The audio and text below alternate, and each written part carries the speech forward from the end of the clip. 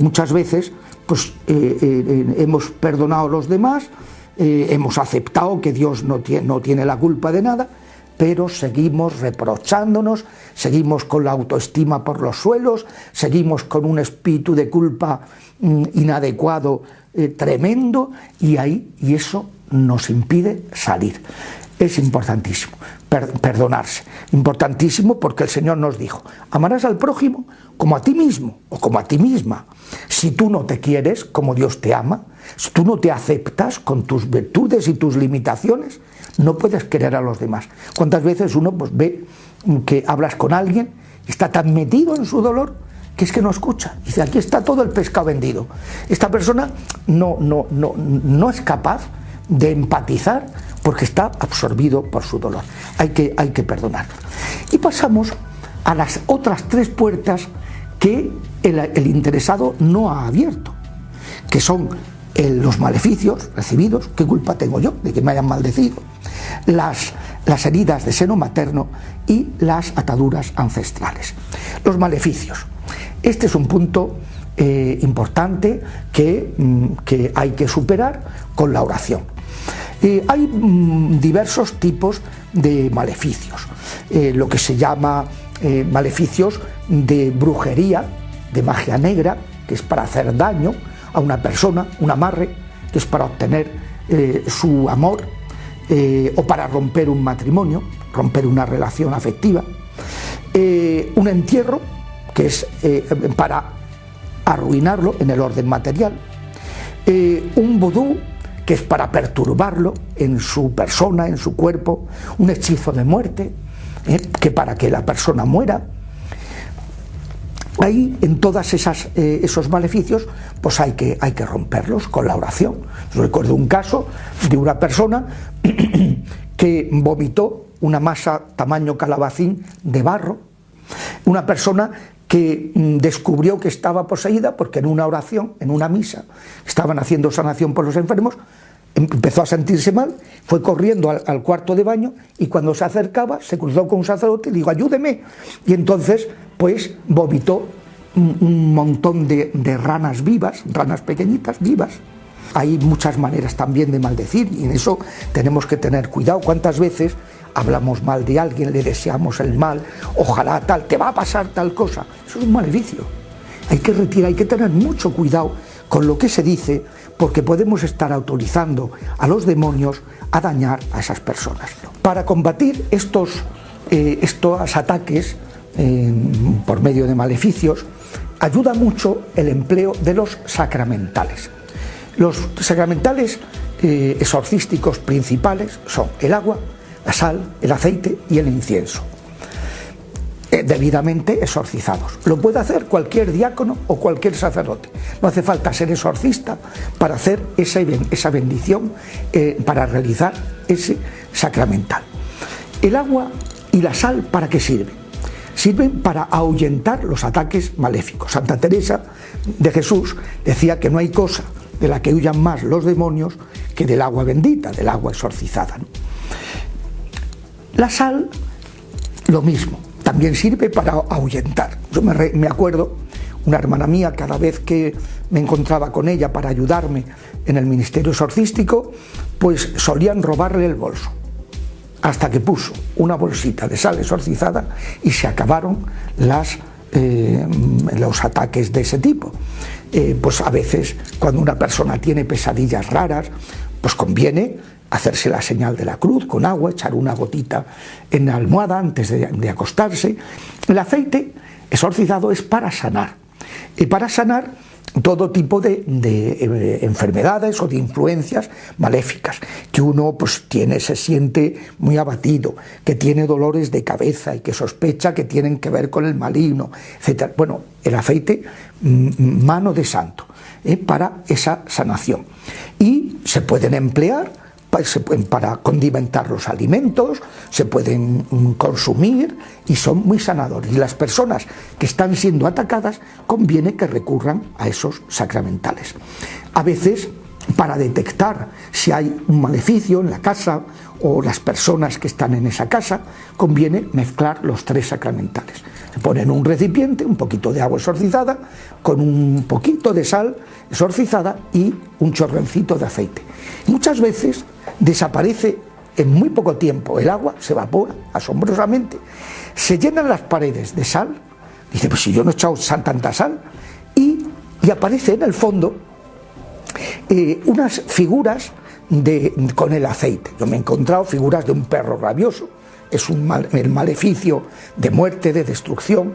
Me he encontrado figuras de un feto, es un maleficio que le están deseando que la persona la dejen embarazada, tenga una violación, tenga un ataque de ese tipo, y así, bueno, dragones, todo tipo de cosas. Y es bueno observarlo porque uno, el sacramental, pone en evidencia qué tipo de ataque está habiendo para que luego se rece y la persona quede liberada de ese ataque. Finalmente, el incienso ayuda mucho. También una casa, por ejemplo, cuando hay presencias negativas, pues tanto si son diabólicas como si son de almas perdidas, sobre todo las diabólicas, incensar con incienso exorcizado.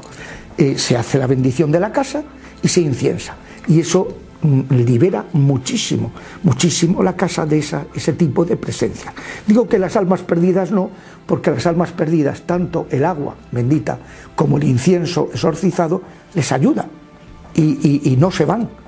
Se van si tú rezas por ellas, pero si no, no se van. En cambio, los que sí se van son los demonios. Cuando hay una presencia de un demonio y se utiliza los sacramentales, sí que se va al emplear, al asperger agua bendita o al incensar la casa con incienso exorcizado. La quinta puerta son las heridas de seno materno. Explico qué es esto. Y es un punto importante porque el Papa Francisco, el pasado 17 de marzo de 2017, todos los años se celebra la Penitenciaría Apostólica, que es un dicasterio romano, celebra un congreso sobre fuero interno. Y en este caso el Papa les dio un discurso diciéndoles lo siguiente, que cuando los confesores se encuentran que hay cosas especiales, cosas raras, que no piensen que porque esa persona tenga también heridas psicológicas haya que descartar lo espiritual. Porque muchas veces van unidos, ya que el enemigo aprovecha la fragilidad psicológica de la persona para atacarla y otras veces la realimenta con sus ataques. Es decir, la debilidad, la fragilidad y el ataque espiritual pueden ir unidos. Y de hecho, por eso estas heridas afectivas que empiezan ya en la gestación de la persona, pues estas heridas son muy importantes.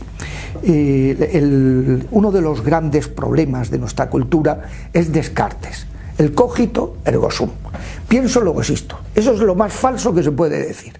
¿Cómo que pienso luego existo? Y cuando estoy durmiendo no existo, y cuando estoy descansando no existo, y cuando estoy haciendo una actividad que no me ocupa la mente no existo.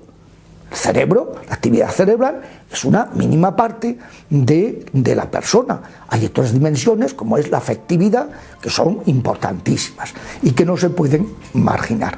Pues bien, la cultura actual, que es una cultura gnóstica, es decir, que le da importancia solo al pienso, al pensamiento, se olvida de todas las demás dimensiones de la persona.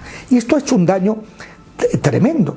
Ha hecho un daño, pues no valorar, por ejemplo, un bebé que se está gestando, no valorar una persona que está en coma, no valorar, pensar que no es persona. Oiga, usted, ¿cómo que no es persona? Tan persona como usted y como yo, y además, pues, porque tú eres persona por tu condición de sujeto, interlocutor de Dios y interlocutor con los demás, y no porque estés consciente en ese momento o no. El inconsciente es una de las dimensiones del ser humano más importantes. Es el mundo de los afectos y se gesta principalmente durante la gestación, valga la redundancia, del interesado, del bebé. En la Biblia se habla con mucha frecuencia, ya en el seno te consagré, Juan Bautista salta en el seno, es decir, en la Biblia se reconoce la importancia de esa dimensión de la persona que es su estado fetal y los primeros meses de vida extrauterina, en que el bebé pues está todo el día pues durmiendo y alimentándose y ya está, y no hace otra cosa. Esas heridas son unas heridas que luego pueden condicionar mucho a la persona y de las que se puede servir en los diablos para atacarla de manera extraordinaria. Yo recuerdo cuando este tema lo descubrí a través de un carismático colombiano que vino a ayudarme. Y yo, pues eso, no conocía este tema, que en América Latina es súper común, porque el Espíritu Santo reveló en la renovación carismática hace 50 años la importancia de estas heridas de seno materno, de la gestación. Estaba, después de yo observar estas oraciones, que eran para mí muy impactantes, pues que las desconocía y que la exorcística europea no las menciona, pues oraciones de sanación, le pedí que viniera, él vivía fuera de Madrid, que viniera para hacerle a todos los pacientes que tenía en ese momento, que eran 45 personas diferentes. Entonces, pues me dijo, bueno padre, lo que pasa es que esto no se hace a todo el mundo, esto, digo, mira, aquí el exorcista soy yo, si me quieres ayudar, vienes y las haces, y si no, pues ya haré yo lo que pueda. Total, que vino y las hicimos, a razón de media hora por persona, en 2 días atendimos a los 45, fue una maratón, ¿verdad?, agotadora. Y cuando acabó, me dice este carismático, me dice, padre, no me podía imaginar que el 100% de las personas que están en proceso de liberación, todos tenían heridas de seno materno, el 100%. Y es un punto que da ya una pista de cómo el enemigo aprovecha precisamente esas heridas para atacarnos.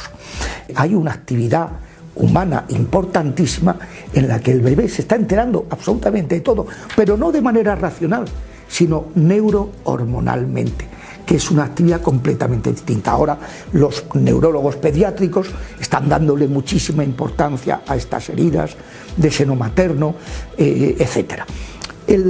La sanación del inconsciente, sobre todo. Jesús, hablando con Nicodemo, le dijo que si no, esta oración que es de sanación de seno materno se basa en eso, que si no renacemos en el agua y en el espíritu, no podemos entrar en el reino de Dios, renacer en el espíritu. Eso es la sanación de las heridas de seno materno, pedirle al Espíritu Santo, a través de la Virgen, que ella vuelva a gestarnos y que sane todas esas heridas que haya habido durante ese tiempo. Es un presupuesto para la liberación importantísimo.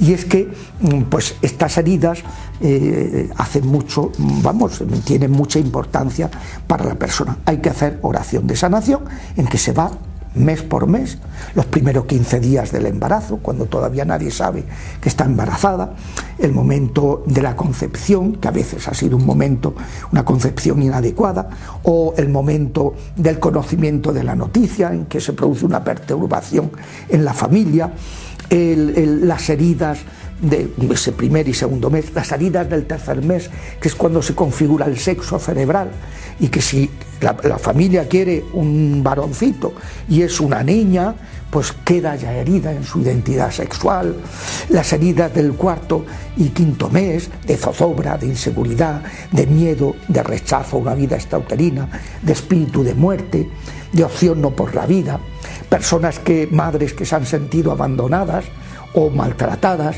y eso está somatizándolo el bebé con angustia, con heridas de rechazo.